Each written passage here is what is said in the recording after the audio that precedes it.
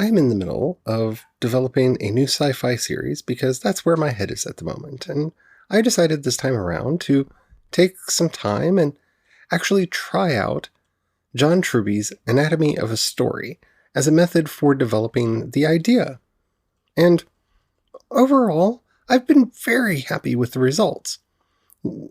This isn't sponsored, but if you're coming up with a book or any kind of a story and you would like some advice on ways that you can vet it as you're going, I highly recommend it. One of the most interesting ideas that I got out of this book was his idea of the designing principle and how it works and functions within the narrative.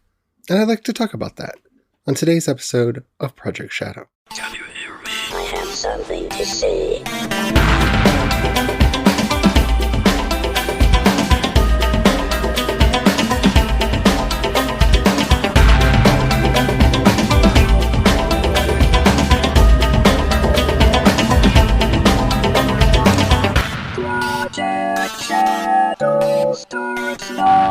Hello everyone, how are you doing today? My name's Charlie. You might know me better as sci-fi fantasy writer C.E. Dorset, and today we're going to be doing a little bit more conversation about developing an idea for your story, focusing on the designing principle.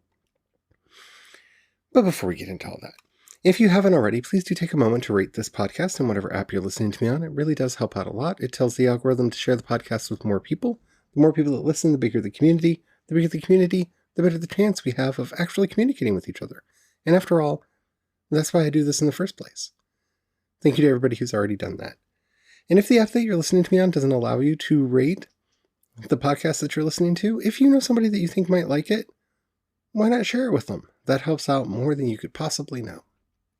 All right. The designing principle. Well, what is it? If I may quote John Truby, the designing principle is what organizes the story as a whole. It is the internal logic of the story that makes the parts hang together organically so that the story becomes greater than the sum of its parts. It's what makes the story original. Okay. This, I could spend hours. I'm trying to go through and give examples and really dig into this idea because it's just really a powerful one. And it's one that I've kind of come to my own understanding for. So one of the examples that he gives is for like Tootsie. The designing principle is to force a male chauvinist to live as a woman. That works. He gives a couple other examples. My personal favorite is actually Moses in the book of Exodus. The designing principle. A man who does not know who he is struggling to lead his people to freedom and receives the new moral laws that will define him and his people. And when you look at the story of the Exodus from that point of view and from that perspective, you can see how that holds everything together. And I think a lot of work either has a secret designing principle. I think when I look back at some of my earlier works, I can see that there was one there, even though I was not consciously aware of creating it. And other works that I wish had something, that there's something missing that I didn't know what it was. Well, now I do. It was this designing principle. And I actually wanted to start with Star Trek here, before we really get into how to use this to make your work better, because when people are using, like I use the joke all the time, I love Star Trek Picard, but it's hashtag not my Star Trek. I think that's because Star Trek has always operated under a particular designing principle, that it's through a diversity of voices that we gain strength. It's from a diversity of opinions that we gain strength. It is our diversity that makes us stronger. However you want to word it, some version of edict, infinite diversity and infinite combination. That is the thing that made Star Trek great. And it's also the thing that makes Star Trek Star Trek. It's the one thing that makes Star Trek feel like you're watching Star Trek. Whether it's Star Trek that was produced in the 1960s or the 90s or the 2000s or now, that's what makes a Star Trek show feel Star Trek. And why every now and then they just don't feel quite right. The problem with a lot of what happened in Enterprise is that this show takes place in an era before this concept of edict had really been accepted by the Federation, because there isn't a Federation yet. And so the characters are slowly learning it over time, but because it's not there, that show doesn't feel like it's Star Trek. I mean, it looks like Star Trek. They're using all the right words to be Star Trek. But it feels strange. It feels different. And it's because it's operating under a different designing principle. And that was like a light that went off in my head. That was the moment that I kind of went, huh. So that's the thing. That's the missing element. That's the secret ingredient. Because once you see this, once you actually start looking through stories and looking for their designing principle, what actually holds the story together? It's also, I think, why a lot of us felt betrayed by Game of Thrones, because I'm not talking about the books. A Song of Ice and Fire is a completely separate, autonomous series of novels written by George R.R. Martin. Dan and Dave are responsible for the atrocities committed on Game of Thrones because they picked and chose what they wanted from the work of George R.R. Martin, and then decided to throw it all out the window in the last 2 seasons. I just want to say that, because some people try to defend Dan and Dave by saying, well, you look at the books, and, well, I don't care about the books. The show is the show, and the show has to stand on its own merits. And the problem is, the show that they sold us has a very simple designing principle. Autocracy is bad. However you want to word that. Monarchy is bad. One person who gains the throne through some form of heredity does not necessarily have the right to rule. And we see this played out in so many different ways. From the fact that the only decent ruler that we see in Westeros is Jon, who, well, is not of accepted parentage, I'll word it that way, who is sent to the wall, who is not somebody who should be a leader, but who has, through life experience and knowledge, developed within themselves leadership skills. We see this in Daenerys, who is not a natural-born leader. She's not the one that was supposed to be the leader. Her brother was supposed to be the leader, but her brother got a golden crown because he's a jerk. The show is very clearly built around this very simple and clear idea that monarchy is bad. That what we're moving towards is something other than monarchy. Because hereditary leaders don't make the best leaders. And you see this theme reinforced over and over again. It is the designing principle. It's the one thing that you can see that connects the story of the Night's Watch to the stories of the people on the Iron Islands, to the story of what's going on in Essos, to the stories of what's going on in the rest of Westeros. Hereditary leaders do not make good leaders, monarchy bad. That is the simple designing principle that the entire show operated under. And in fact, at least the people in marketing knew this.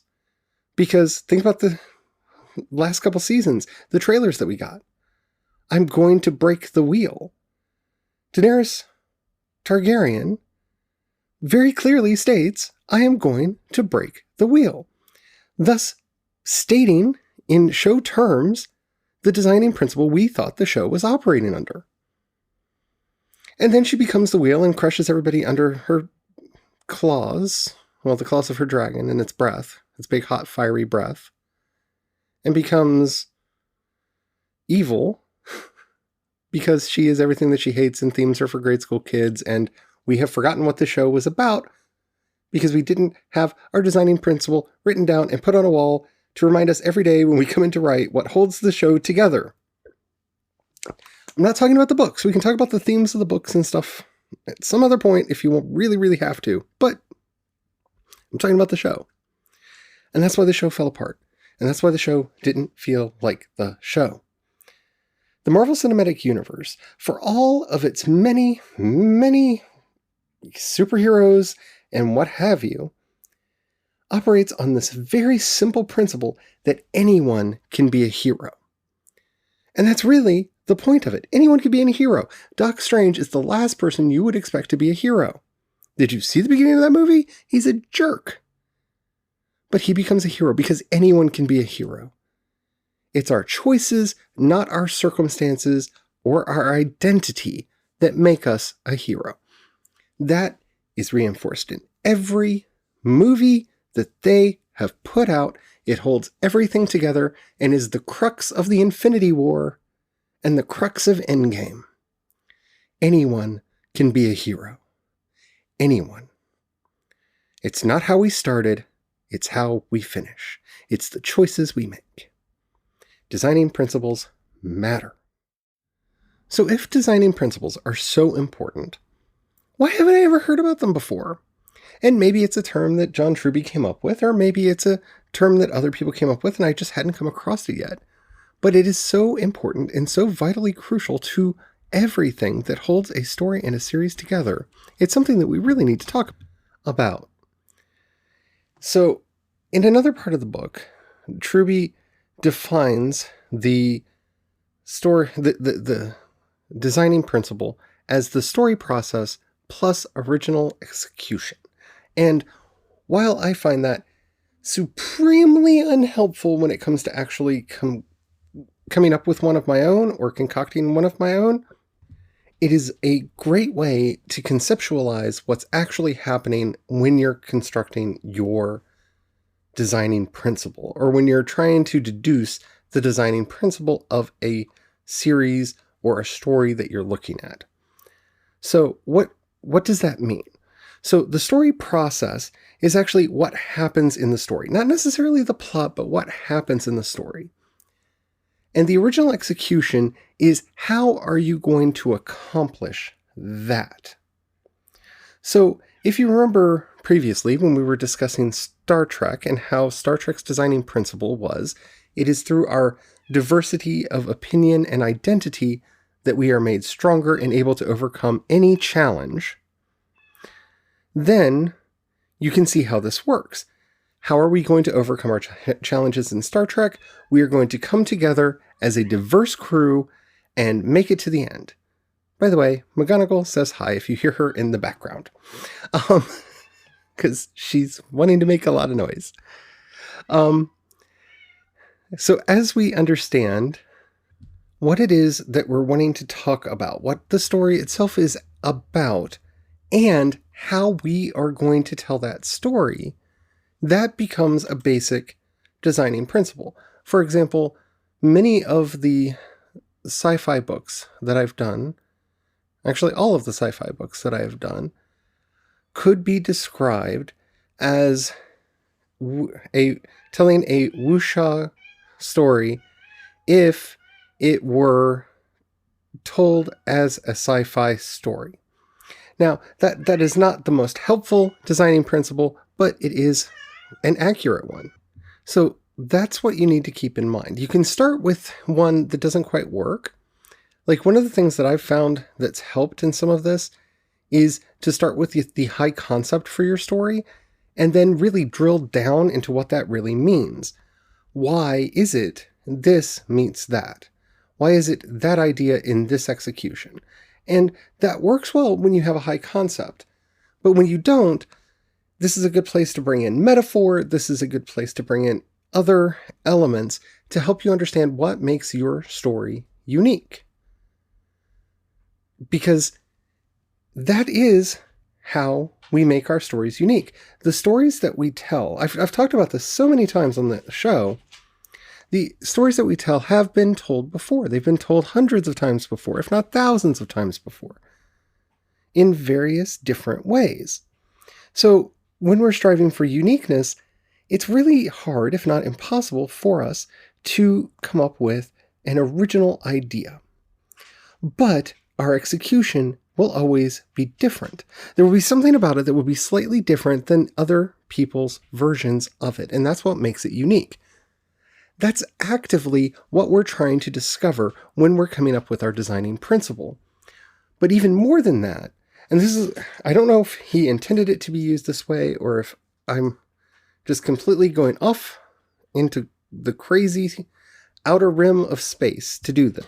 But knowing that I'm not just writing a novel, but I'm working on a series, I now know that the designing principle that I want to come up with, what holds the story together, what makes it greater than the sum of its parts, I want it to be something that will encapsulate the entire series. So that each book that comes out in the series will feel like it belongs there, like it should be there, like it makes sense there. That way, I have an overriding principle to hold my stories together. I have that thing that I can go back to and see how it all is going to hang together. And it will be this short sentence, this little sentence that explains how it all holds together, how it all works together. In Harry Potter, for example, there are a lot of ways that you could do a design principle for Harry Potter, and he actually has one in his book. But I think an equally valid one is to show how love will always win over isolation.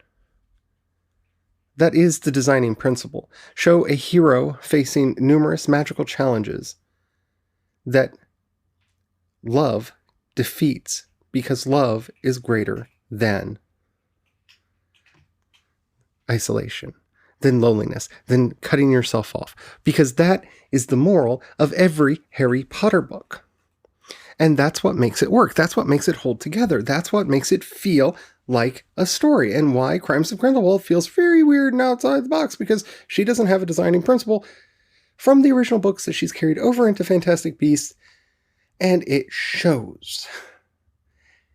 And I think there are probably a lot of different ways that you could go about constructing this idea, but I am currently fascinated by this one, just because it seems to be an element of literary theory, of writing craft, that for some reason I had not truly grasped until I read an Anatomy of Story.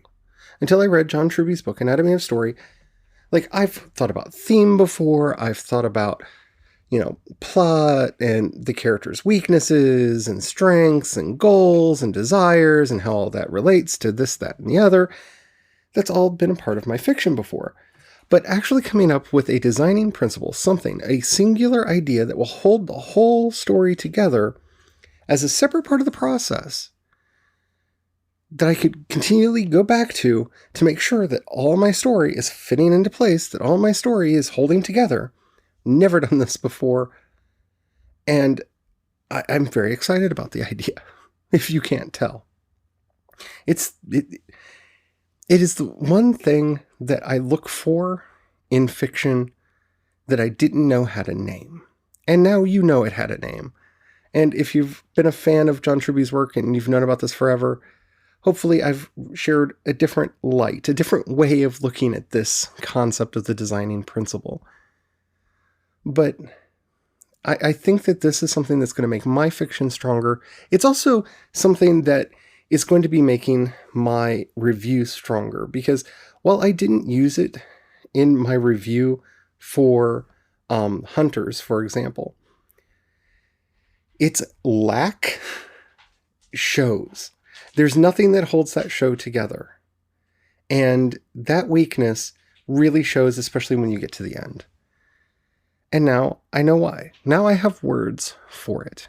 And I can try to avoid that pitfall in my own work. And I'm really excited about that. And I hope you are too. So, if you have any questions, comments, or topics you'd like to hear discussed on the show, down in the show notes you'll find a link to the voice message system. Keep it short, keep it clean so I can use it on the show. I would love to hear from you. If you'd rather hit me up on social media, I am C. Dorset on both Twitter and Instagram, and you can find links to everything that I do over at projectshadow.com. If you've got $1 that you could spare to help me out to join the project, down in the show notes you'll find a link to both my Patreon and listener support. Thank you to everybody who already does that, and you mean the world to me. You really do. If you don't have any money right now or you don't feel like giving, don't worry about it. That's perfectly all right, no pressure. But if you know somebody you think would like any of the work that I do, please share it with them. That means the world to me. That helps out more than you could ever possibly know. Alrighty, well that's it for today. Don't forget, have the fun. Bye.